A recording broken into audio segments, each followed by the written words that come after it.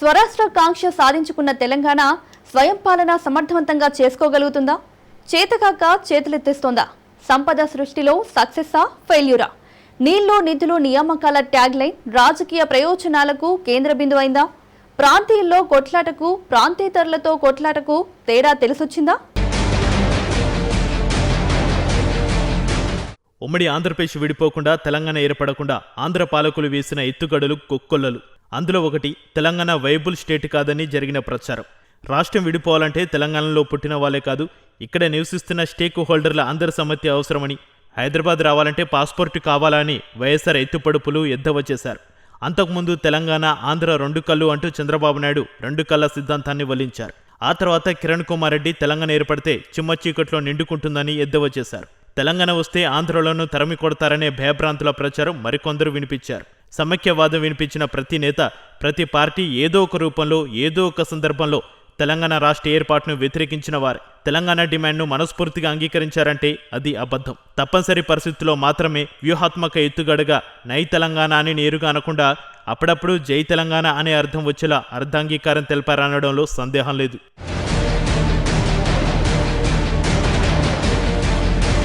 మొత్తానికి సమైక్యవాదం నిలవలేదు, తెలంగాణ ఆత్మాభిమానం గెలిచింది. పోరాడి సాధించుకున్న తెలంగాణ ప్రత్యేక రాష్ట్రానికి తొలి ముఖ్యమంత్రిగా కల్వకుంట్ల చంద్రశేఖరరావు గెలిచారు. రెండో మారు ఎన్నికల్లోనూ విజయదుందుబి మూగించారు. సమైక్య పాలకులు సామాన్యులను భయపెట్టినట్లుగా తెలంగాణ నుంచి ఆంధ్రులు తరిమివేయబడలేదు.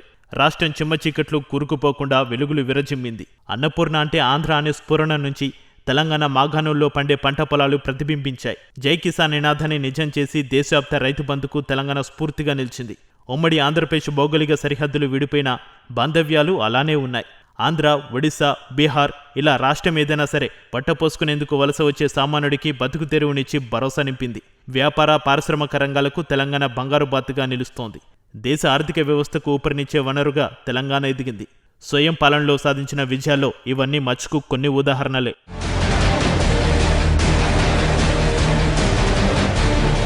ప్రాంతేతరులతో కొట్లాడి సాధించుకున్న తెలంగాణ దశాబ్ద కాలంలో అడుగులు వేసే స్థాయి నుంచి పరుగులు పెట్టే శక్తిగా ఎదిగింది. అయితే ఉమ్మడి రాష్ట్రంలో ప్రాంతేతరులతో సాంస్కృతిక, రాజకీయ, వలసవాద దోపిడీపై కొట్లాట ఉండేది. 10 ఏళ్ల కాలంలో సామాజిక తెలంగాణ పక్కన పెట్టి పక్క రాష్ట్రం మాదిరి కుల సమీకరణాలు, కుటుంబ రాజకీయాలు, ఆర్థిక దోపిడీ, దివాలా రాజకీయం, విమర్శలు ప్రతి విమర్శల జడివాన కురుస్తోంది. రాజకీయాల్లో విమర్శలు సహజం. మునుపటి అధికార పక్షంపై రెజ్యూమ్ రివెంజ్ పాలిటిక్స్ కామన్ అయిపోయాయి. ఇద్దరు వ్యక్తుల మధ్యనో 3 పార్టీల మధ్య కొట్లాట కాదు కదా తెలంగాణ భవితవ్యం అంటే. పాత ప్రభుత్వాలపై ప్రస్తుత ప్రభుత్వాలు విమర్శలు చేయడం సహజం. అయితే ఆ విమర్శలు వ్యక్తిని ఉద్దేశించో, పార్టీని ఉద్దేశించో చేసినా అవి కమ్యూనికేట్ కావడంలో రాష్ట్ర భవిష్యత్తుపై మిస్ఫేర్ అయితే మొటికే మోసం అనేది పొలిటీషియన్లు, మేధావులు, సామాన్యుల మధ్యలో మెదులుతున్న ఆందోళన. కేసీఆర్ 10 ఏళ్లలో మిగులు నిధుల రాష్ట్ర పరపతిని ఉపయోగించి చేరానంత అప్పులు చేసి రాష్ట్రాన్ని దివాలా తీయించారనేది సీఎం రేవంత్ రెడ్డి ఆరోపణ. అయితే అప్పులు చేసిన రాష్ట్రాన్ని అభివృద్ధి పత్రంలో నిలిపి బంగారు భవిష్యత్తు వేశామనేది కేసీఆర్ చెప్పే మాట.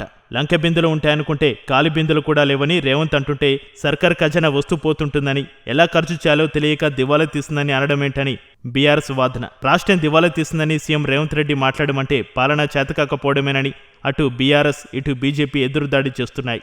రాష్ట్రంలో ప్రస్తుతానికి వచ్చే ఆదాయం కంటే తీర్చే అప్పుల భారమే ఎక్కువ అవుతుందనేది రేవంత్ మనసులో మాట. అయితే ఆయన చెప్పే విధానం, విపక్షాలు మలిచిన విధానం విభిన్నంగా ఉండడంతో ఇమేజ్ డ్యామేజ్ అయిందనేది విమర్శకుల అంతరంగం.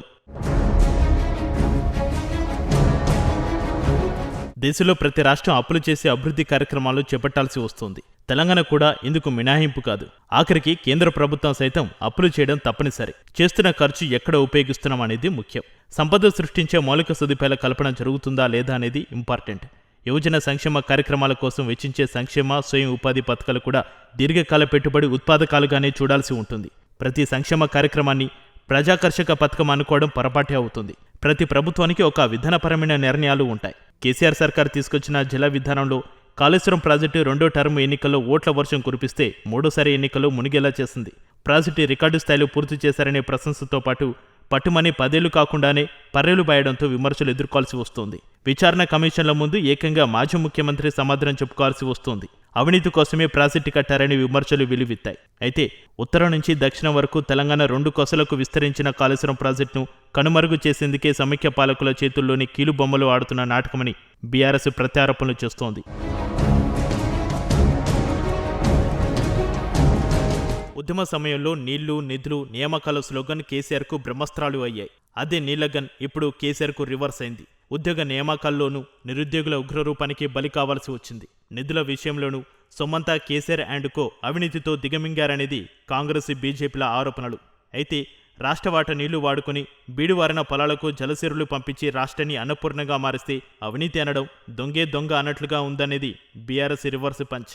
కేసీఆర్ పాలన పోగానే అనుమతులు లేకుండా ఆంధ్రాలో ప్రాజెక్టులు కడుతున్నారని, కేంద్రంలోని బీజేపీ రాష్ట్రంలోని రేవంత్ సర్కార్ పట్టించుకోకుండా రాష్ట్ర హక్కును అప్పనంగా అప్పచెపుతున్నారని బీఆర్ఎస్ ఆరోపణ.